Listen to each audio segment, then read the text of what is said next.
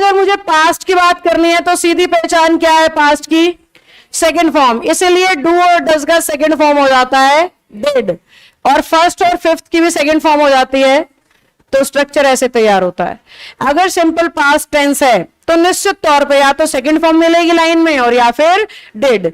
ये उन कामों के लिए आता है जो पास्ट में हुए, हो गए हैं, कल की क्लास आपकी हो गई, उस सेंस में आता है भाई सिंपल पास्ट, निपट गया काम।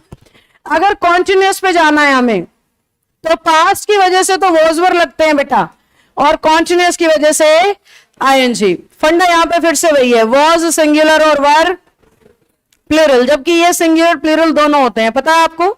सेकंड फॉर्म को आप किसी भी सब्जेक्ट के साथ लगा सकते हो, डिड को आप किसी भी सब्जेक्ट के साथ लगा सकते हो, ये सिंगुलर भी होता है और प्लूरल भी होता है।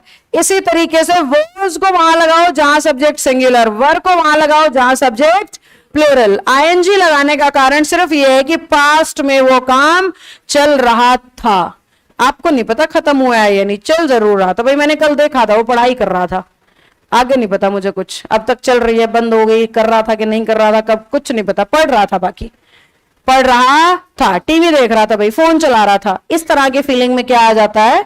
Was were ING.